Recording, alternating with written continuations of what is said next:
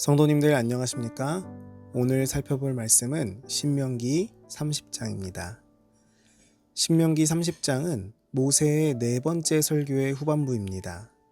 네 번째 설교는 모압 평지에서 광야 생활을 회상하면서 하나님과 다시 한번 언약을 맺는 사건을 기록한 부분입니다. 모세는 광야에서 보호하시고 승리를 주신 하나님을 찬양하고 그의 언약을 회상하며 그 언약의 말씀을 지켜 행할 때에만 형통할 것을 권면합니다.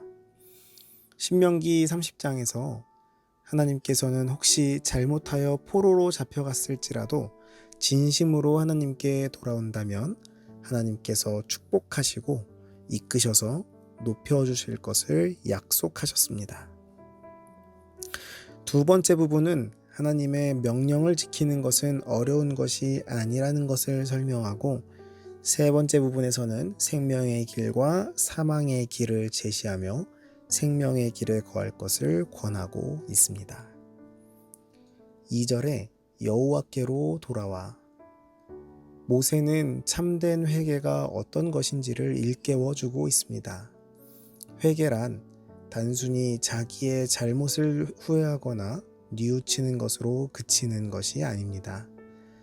하나님께서 원하시는 진정한 회개란 먼저 자기의 잘못을 겸손히 깨닫고 뉘우치는 것입니다.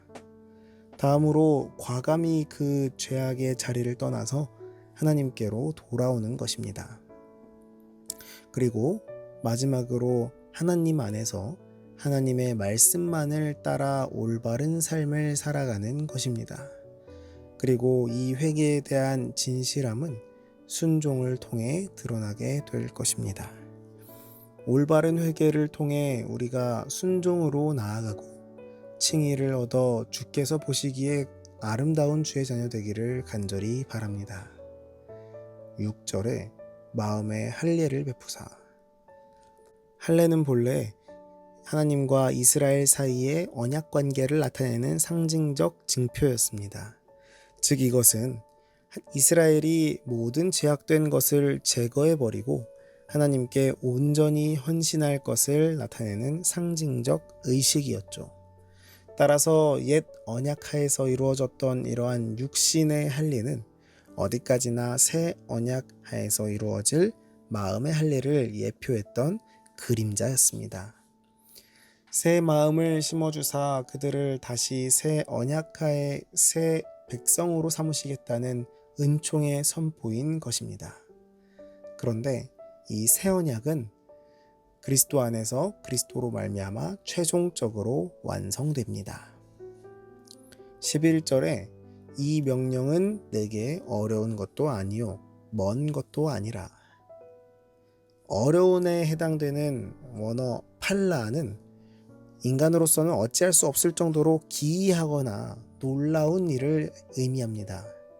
따라서 11절은 율법은 결코 너무 어려워서 인간이 그 도를 깨달을 수 없는 것이 결코 아니라는 점을 강조하고 있습니다.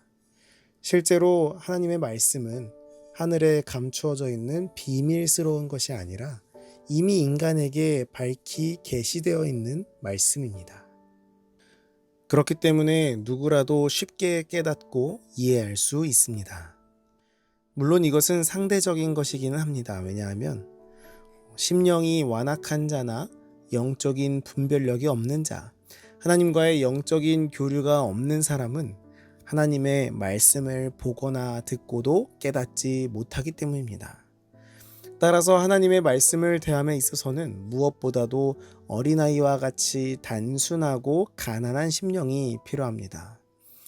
율법은 우리가 닿을 수 없을 정도로 먼 곳에 있는 것이 아니라 우리 곁에 가까이 있어 우리의 현실 삶에 구체적이고도 실제적인 교훈을 주는 것입니다.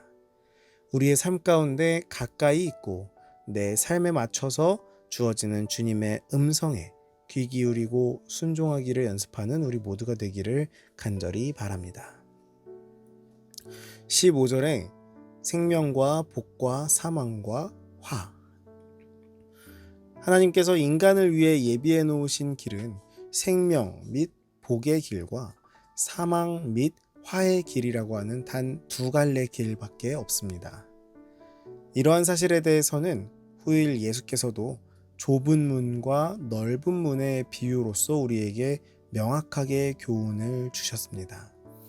그렇기 때문에 하나님과 세상을 동시에 벗할 수 있을 것이라고 생각하는 자는 더 늦기 전에 죄악의 길에서 돌이켜 하나님을 향하는 길로 나아가야 합니다. 우리는 종종 가운데를 원하고는 합니다. 적당히 하나님의 편에 속하다가 적당히 타협하고, 그러나 하나님의 사전에는 타협이란 없음을 우리는 잘 알고 있습니다. 오직 생명의 길, 온전한 믿음으로 말미암는 구원의 길에 함께 서게 되는 우리 모든 믿음의 형제자매 되기를 간절히 바랍니다. 16절에 내 하나님 여호와를 사랑하고 그 모든 길로 행하며 그 명령과 규례와 법도를 지키라.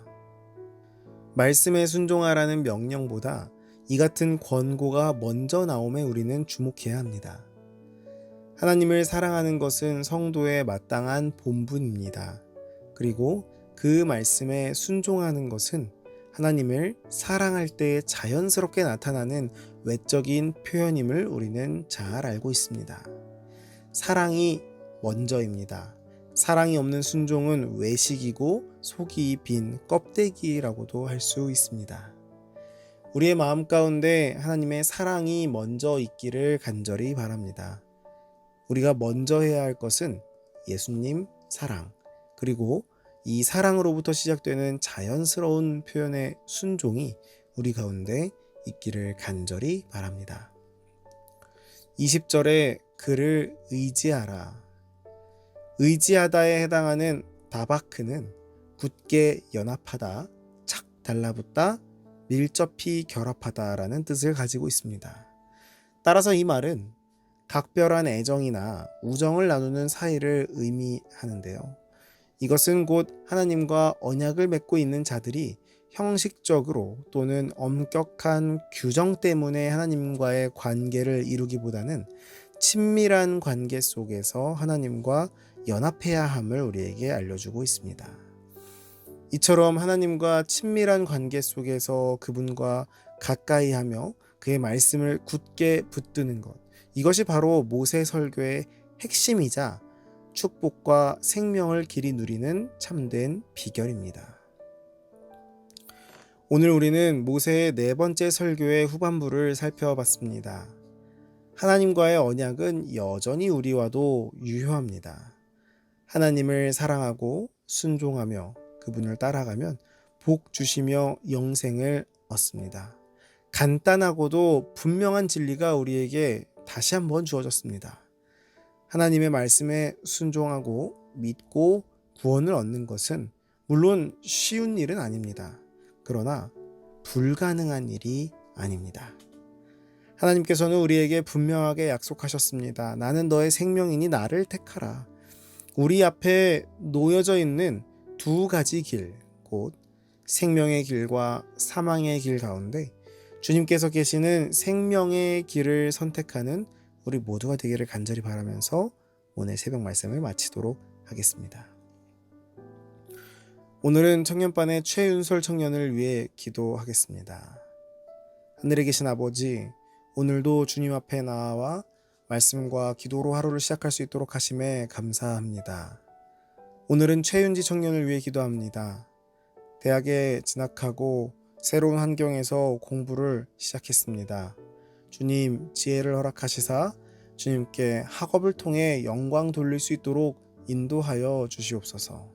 건강 허락하여 주시옵고, 특별히 친구들과 함께 교회에서 신앙을 키워가는 중요한 이 시간에 성령을 허락하여 주셔서 교회의 기둥으로 믿음이 자라날 수 있도록 인도하여 주시옵소서.